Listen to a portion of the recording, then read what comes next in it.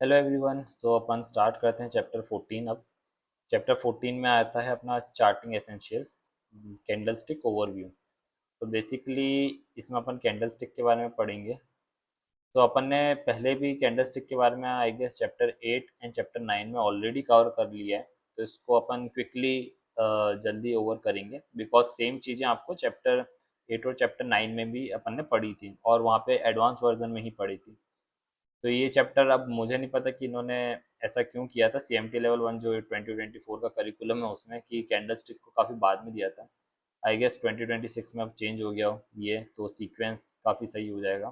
अपन इसको आगे कंटिन्यू करते हैं। तो यहाँ पे ओरिजिन बताया गया है कि फिलॉसफी और जो आपका ओरिजिन कहाँ से हुआ था कैंडल स्टिक का वो।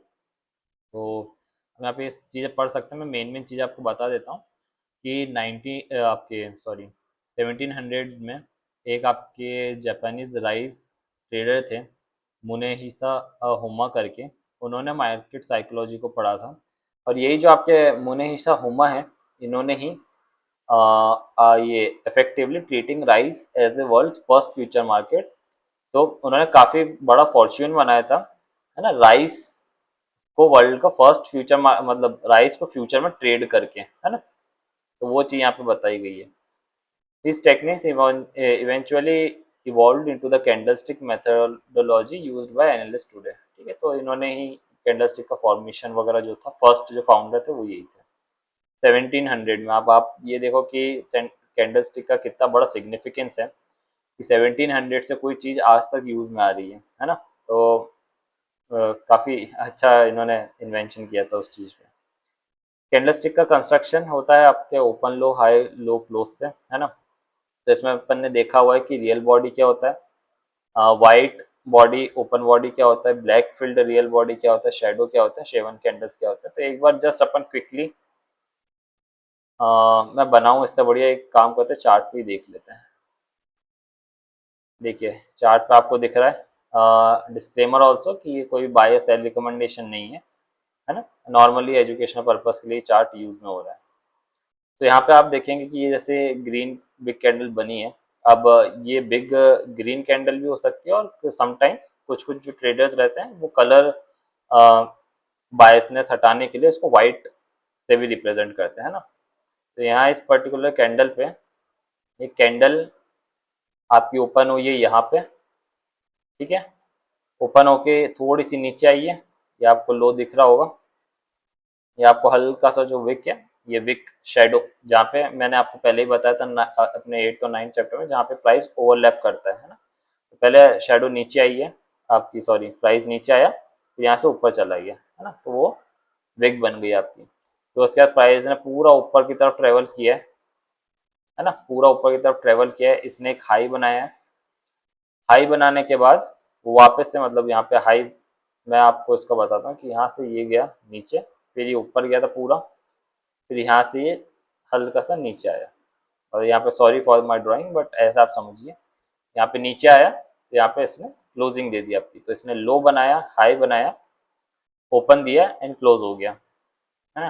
ये आपकी ग्रीन कैंडल, इसमें आपको जो पूरा ग्रीन दिख रहा है ये बॉडी है, जो आपको नीचे विक्स दिख रही है, जो पतली डंडी है लाइन जो है, ये आपका विक्स है। आप यहाँ पे देखिए, अगर इस लाल कैंडल को देखें तो नीचे विक है, ऊपर आपकी पूरी बॉडी है। यहाँ पे नीचे विक है, ऊपर विक है, यहाँ पे बीच में बॉडी, छोटी सी स्मॉल बॉडी है ना। तो इसको रियल बॉडी बोलेंगे। जो ग्रीन कैंडल है उसको व्हाइट कैंडल से भी डिनोट करते हैं, एंड जो आपकी रेड कैंडल है उसको आप ब्लैक कलर से भी डिनोट कर सकते हैं ना। इसमें करेक्ट ये सब हो गया है। तो वही है कि ग्रीन कैंडल आया, आपकी व्हाइट कैंडल है तो बुलिश मोमेंटम में सेंटीमेंट रहते हैं, और ब्लैक कैंडल है तो आपका नेगेटिव या बेरिश सेंटीमेंट रहता है। ये अपन ने देख लिया कि the top of correct shadow जो अपन ने थी वो देख लिए, विक्स जो थी। शेवन कैंडल्स वो होती हैं, है ना, जिनका बेसिकली मैं आपको बताता हूँ।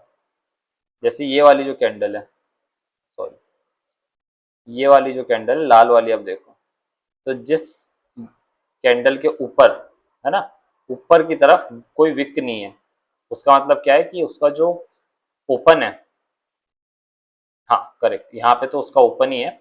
यहाँ पे जो ओपन है और जो हाई है वो यहाँ पे सेम है ना, पर्टिकुलरली इस कैंडल के लिए, है ना। ऊपर का विक आप मान के चलिए कि ऊपर का विक नहीं है, बस इतना आप मान के चलिए, वरना कंफ्यूज होंगे आप फालतू में। तो यहाँ पे आपका जो ऊपर का जिसका विक नहीं है वो 7 हेड है, मतलब आपका मीन्स सर पे कुछ है नहीं है वैसा, ठीक है। And if it closes at the absolute low तो उसको 7 बॉटम बोलते हैं, है ना। तो इसका भी एक बार देख लेते हैं, कहीं कहीं तो मिल ही जाएगी।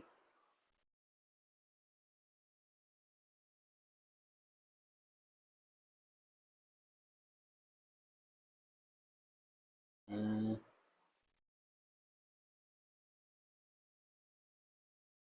अभी तो मुझे नहीं दिख रही है यहाँ पे एज सच, बट आप देखिए कि एकदम जो क्लोज है, बिल्कुल क्लोज है, वो ऐसी ऐसी रहेगी। यहाँ पे हल्की सी थोड़ी सी तो है विक, बट जब ये नहीं रहेगी, मतलब टोटली नीचे की विक नहीं रहती है, तो उसको अपन 7 बॉटम बोलते हैं ना। तो ये दो चीजें थी। इम्पोर्टेंस क्या होता है आपके ओपन एंड लो क्लोज का, वो बताया गया है कि the market has to digest all the overnight news leading to volatile price changes. The first hour of the trading sets the tone, acting as the rudder of the day. तो उन्होंने just ये बताया कि जो शुरू का first half है ना, वो काफी इम्पोर्टेंट रहता है आपके ट्रेडिंग डे को डिफाइन करने के लिए, और उसको act as a rudder of the day. Rudder basically आपका, अगर कोई शिप आपने देखा होगा, तो शिप के नीचे आपके कुछ फैंस टाइप लगे रहते हैं जो डायरेक्शन को कंट्रोल करते हैं ना। या आपने नाव देखी होगी ना, नाव के पीछे आपका एक मोटर बोट, और आपके डायरेक्शन चेंज करने के लिए एक छोटा सा वुडन का मटेरियल लगा रहता है, उसको रडर बोलते हैं। ऐसे ही सेम एरोप्लेन और बाकी सब चीजों में भी डायरेक्शन को कंट्रोल करने के लिए एक आपको मटेरियल रहता है, वो तो उसको यहाँ पे उस चीज से डिनोट किया गया है कि अपना जो स्टार्टिंग का एक आवर है उसको रडर ऑफ द डे भी बोलते हैं, मतलब डायरेक्शन सेट करता है basically. The close, close basically वही कि an old market adage says the amateur opens the price and the professionals closes it, ठीक है। तो वही बोलते हैं कि आपने भी जैसा सुना होगा कि अपना जो मार्केट है जब स्टार्ट होता है 9:15 बजे, तो जो स्टार्टिंग में 9:15 बजे ही ट्रेड लेने के लिए जो बैठे रहते हैं वो बिगनर्स होते हैं, एमेच्योर्स होते हैं। और आपके जो जब मार्केट क्लोज होने वाला होता है, मतलब 2 बजे, 2:30 बजे, 3 बजे, तब आपके प्रोफेशनल्स आते हैं। तब वो पूरा मार्केट सेंटिमेंट्स देखकर, पूरा दिन देखकर, ऑब्जर्व करके फिर आते हैं। तो क्लोज इसलिए बहुत ज़्यादा इंपॉर्टेंट रहता है। बस क्लोज में यही थोड़ी चीज़ें लिखी हुई हैं थियोरेटिकली, जो अपन ने ऑलमोस्ट एज सच कोई मीनिंगफुल है नहीं। जो मेन अपन को साइकोलॉजी थी कि कैंडल कैसे बनती है वो पता ही है।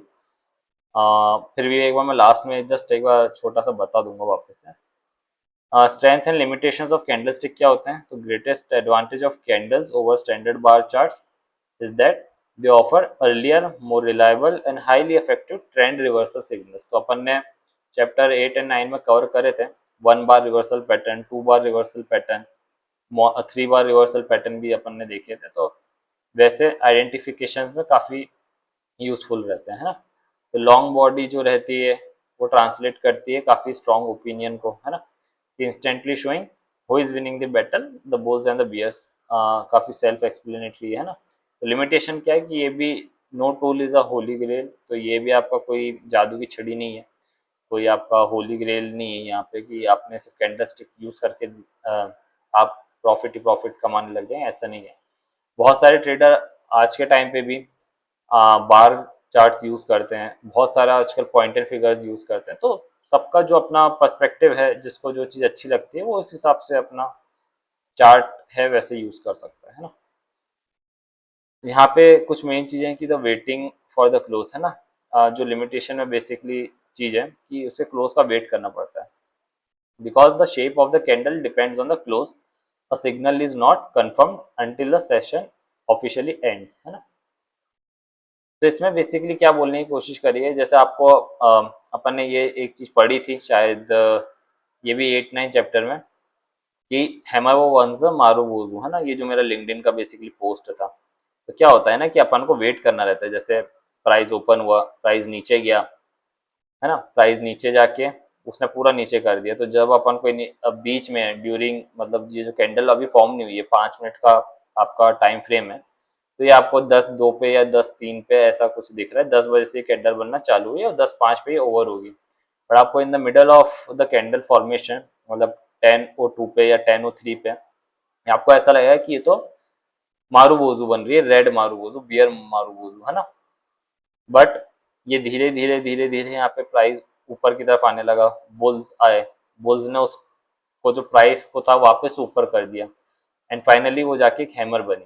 तो आपको क्लोजिंग जो है ना, जब उसने 10:05 पे क्लोजिंग दी, है ना, तो क्लोजिंग कहाँ दी, ऊपर की तरफ दी। अपन को मिडल में क्या लग रहा था कि शायद हो सकता है ये बियरिश मारूबोजू हो, बट इसने जब क्लोजिंग दी तो अपन को अब ये बुलिश क्या है, बहुत मतलब आपका जो हैमर है वो क्या रहता है, काफी स्ट्रॉन्ग बुलिश पैटर्न रहता है ना, bullish candlestick, not used in isolation, particularly आपको प्लेसमेंट भी देखना पड़ता है कहाँ पे बन रही है, बट एक बुलिश पैटर्न बन गया, है ना।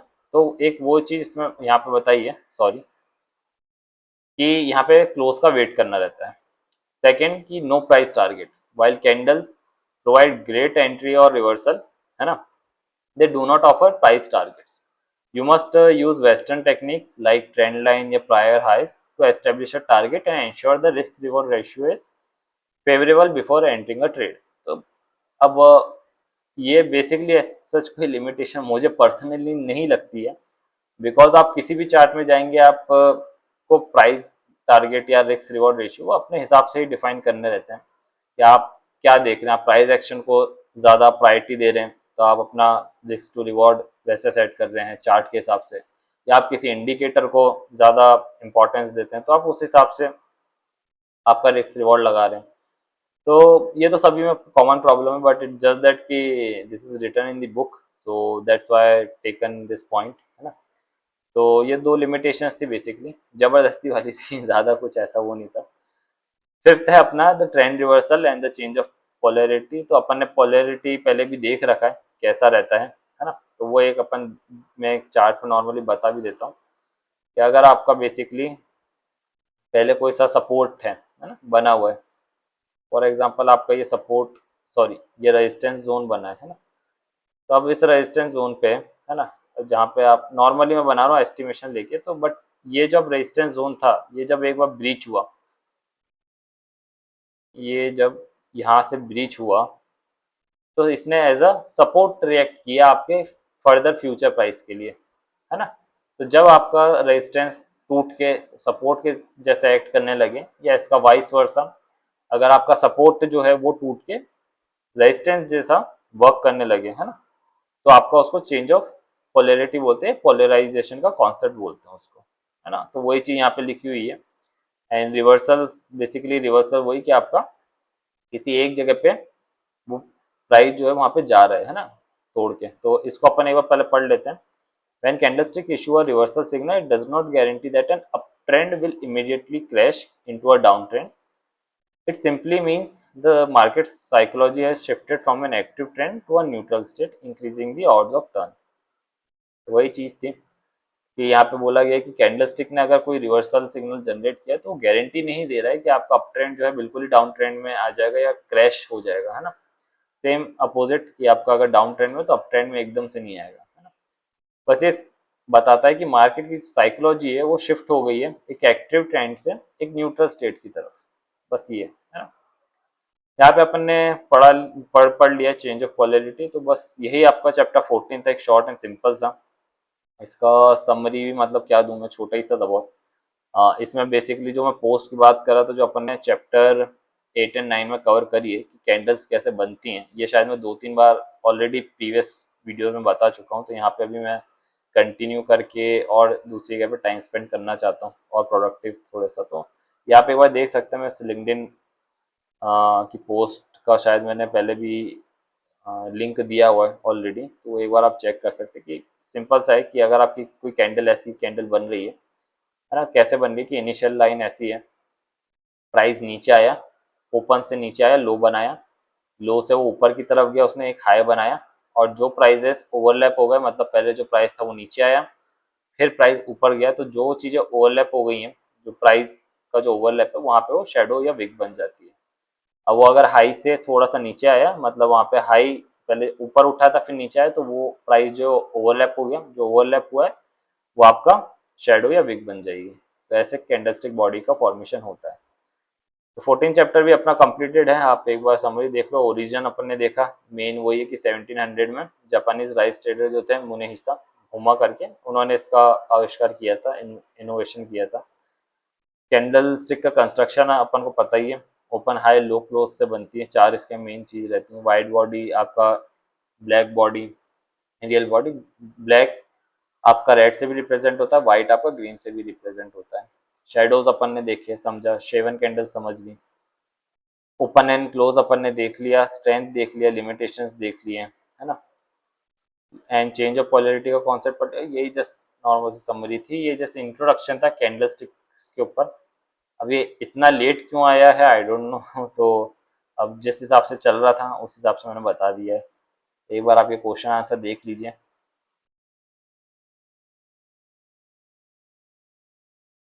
ठीक है, आई गेस अपना चैप्टर 14 अब कंप्लीटेड है। अब अपन मिलते हैं चैप्टर 15 में, है।